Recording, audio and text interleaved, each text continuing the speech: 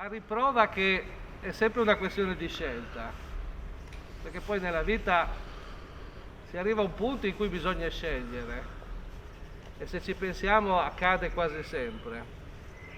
Anche qui c'è una scelta, perché questo è un luogo che era stato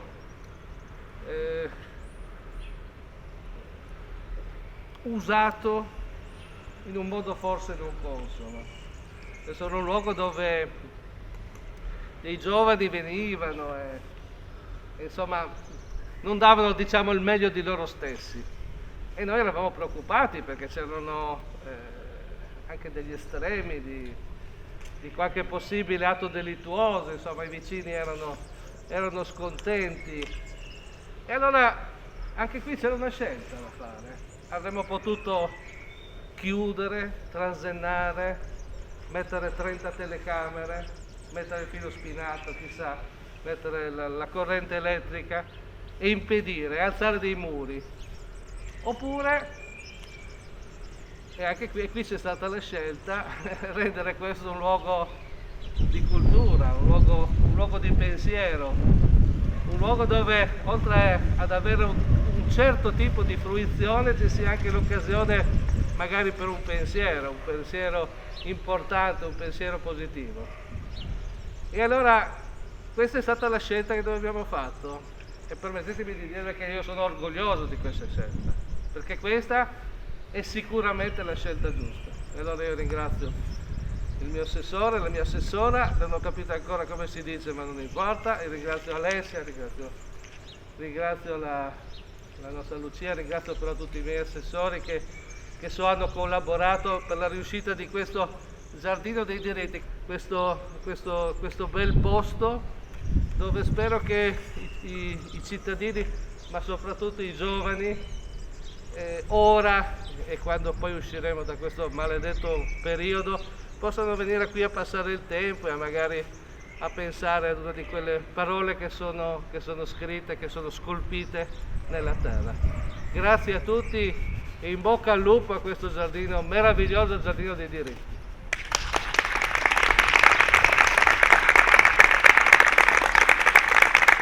Adesso Lucia.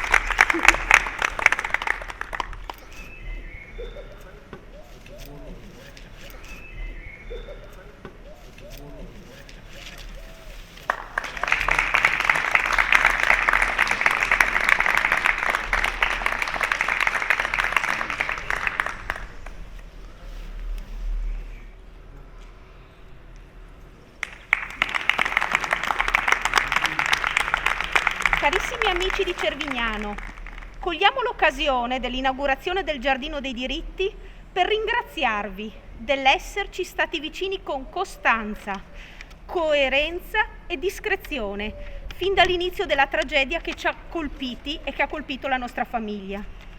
Siamo onorati che le prime parole che faranno parte del nuovo giardino e del sentiero saranno giustizia e verità, accolte dalla panchina dipinta del giallo di Giulio a rappresentare la ricerca della verità e la denuncia delle violazioni di tutti i diritti umani.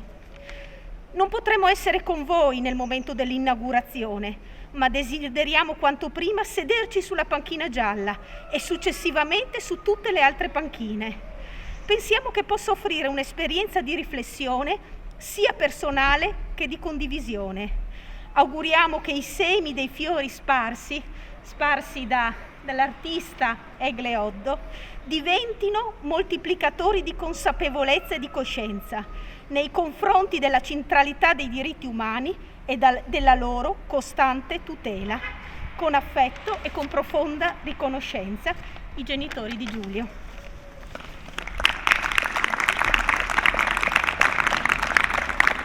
E adesso possiamo continuare a chiacchierare ancora un poco, a godere di questa bella giornata di primavera. C'è una cosa che lega un albero, la natura, i libri e i diritti, se vogliamo, e se vogliamo metterci anche gli spazi urbani, che quando li facciamo, quando li seminiamo, quando scriviamo un libro, lo doniamo al futuro. Lo sviluppo e chi raccoglierà i frutti e chi godrà del nostro lavoro potrà arrivare fra 10 anni, fra 100 anni, noi non sappiamo quando arriverà, dobbiamo avere la fiducia che le nostre azioni siano di aiuto a chi verrà poi. Un po' l'immagine che mi viene oggi di questo spazio è un po' questa: unire idee, buoni propositi e intenti che gioveranno alle generazioni future, negli anni futuri, a chi passerà di qui, persone che non conosciamo ora e che forse mai conosceremo, ma con cui saremo in connessione attraverso questo spazio. La bellezza, secondo me, di questo giardino è che è nato da un pensiero che ha messo insieme, in un pensiero comune, condiviso, tante persone. E quando l'attività, qualunque idea è così partecipata, costruita, pensata e ognuno ha dato il suo contributo, la bellezza si vede quando tutto è in equilibrio e quando tutto ha un significato profondo. Allora è nata l'idea in quell'ufficio là e affacciandoci più volte insieme all'assessore alla cultura, vedendo le attività bellissime che vengono svolte in questo spazio e pensando al sindaco quando si era affacciato tanti anni fa e aveva detto: ma perché non facciamo una bella cosa in questo giardino? E io ero stata un po' reticente, gli avevo detto: ma è difficile perché è aperto, perché non è controllato, vedi cosa succede. E lì avevamo fatto un intervento minimo, la pedana, quella per gli spettacoli.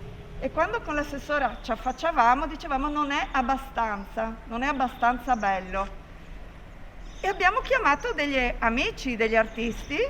Il primo è stato Mattia, che aveva già fatto l'anno scorso questo intervento meraviglioso, e questa che state ammirando è la sua opera, che considero proprio, essendo in un giardino, una propaggine del muro della biblioteca. Ci sono questi segni così astratti, questi sentieri. Il progetto iniziale anche di questo muro è molto significativo perché nasce da un carcere minorile e quindi già lì siamo partiti con i diritti. E Mattia ha detto: ditemi cosa posso fare. Noi abbiamo un'altra amica artista che è Orietta Masin dell'Arci, e quindi naturalmente abbiamo chiamato l'Arci, perché l'Arci ha organizzato da più di 15 anni in questo territorio una rassegna d'arte contemporanea importante, all'avanguardia, che ha visto il grande sostegno. Dov'è l'altro assessore alla cultura? Eccolo lì, Marco Cogato, che ha sempre sostenuto questa rassegna d'arte contemporanea, e della precedente, oggi vice sindaca, ma assessora alla cultura al tempo, quando l'Arci ha cominciato, insomma, con questa rassegna. No, perché è per me è bello avervi tutti qui, per quello dico, questo giardino è il pensiero di tante persone e quindi l'Arci ha messo il suo contributo in altre idee. E poi abbiamo un altro artista, sempre, io li chiamo amici della biblioteca, mi piace dire amici della biblioteca, che cura la grafica di tante iniziative della biblioteca. Anche tutte le locandine che vedete adesso, quelle della pandemia, le ha fatte David Strussiat. E abbiamo chiamato anche lui e ognuno ha dato il suo contributo. Abbiamo discusso le parole, abbiamo discusso i colori. Quella panchina dove sono seduti loro è stata l'ultima, non era in programma, ma alla fine metti la panchina arcobaleno, metti quella arancione del coraggio, quella rossa per le donne. Quanto abbiamo pensato alla frase da mettere sotto la panchina delle donne, e alla fine insieme abbiamo avuto questo risultato del mai più, che ci ha molto soddisfatto. Ma la prima, come ha ricordato il sindaco, è stata Giustizia per Giulio Regeni, e poco distante Verità, con l'idea che questi sentieri colleghino le panchine, i diritti, i colori, le parole, perché siamo in una biblioteca e quindi le parole sono la cosa fondamentale. E altro valore aggiunto per me meraviglioso, che all'interno del giardino dei diritti c'è un altro giardino, quindi un giardino nel giardino evolutivo, che 2 giorni fa ha inaugurato, ha proprio creato sotto i nostri occhi Egle Oddo, che ha questa amicizia con Cervignano, ma che ora vive altrove. E allora avere la biblioteca che ogni giorno parla di diritti a tutti, un giardino evolutivo dove vedremo semi diversi crescere, perché ci saranno semi di coltivazioni, ci saranno semi rupestri, semi che magari non abbiamo mai visto, e noi staremo a guardare cosa accadrà in questo giardino di contaminazione di specie diverse. E tutto è andato come ce lo immaginavamo, perché mentre questo giardino evolutivo è stato creato da Egle, c'era un bambino alla finestra che lo ammirava. Infatti la panchina azzurra dedicata all'Unicef è stata l'ultima che abbiamo messo. E quel bambino che era l'unico spettatore, oggi siamo in tanti, abbiamo consegnato quel giardino lì, proprio giardino evolutivo, perché anche i diritti che qui rappresentiamo cresceranno insieme a quel giardino, insieme a specie diverse che si contamineranno e che speriamo possano convivere bene. E l'ultima cosa che mi piace dirvi, a me questo posto emoziona tanto perché è come ce l'eravamo immaginati con Alessia, che ci permettesse di parlare ogni giorno alle persone, perché si affacciano e ci chiedono: ma cosa state facendo? Ma perché il giardino dei diritti? E qualcuno ha detto: i diritti e i doveri, dov'è il giardino dei doveri?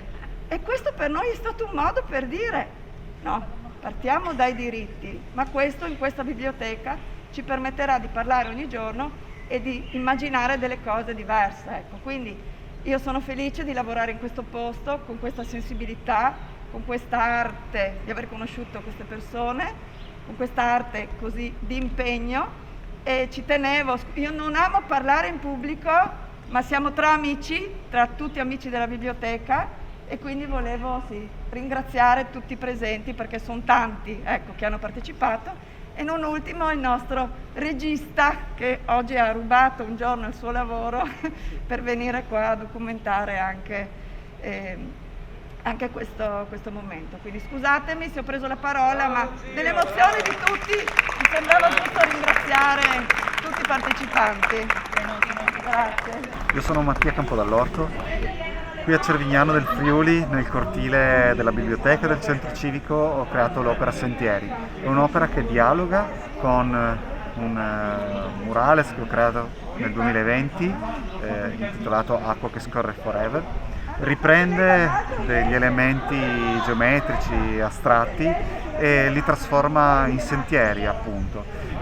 Questi tracciati che partono dalle panchine colorate che rappresentano simbolicamente i diversi diritti e poi sono rafforzate dalla presenza di parole importanti come verità, giustizia, libertà, e li portano a intrecciarsi, quindi le parole si mescolano, i diritti dunque sono legati gli uni agli altri, non sono idee astratte, indipendenti, ma sono percorsi sui quali noi dobbiamo impegnarci, e sono percorsi incompleti. Queste striature si interrompono, si biforcano e poi si riprendono un po' più in là, a rappresentare il fatto che i diritti non sono dei valori scontati, ma sono dei percorsi, appunto, degli obiettivi ai quali dobbiamo sempre tendere, e fanno parte di un percorso dal quale non dobbiamo mai distoglierci, anzi abbiamo la responsabilità di tracciarlo.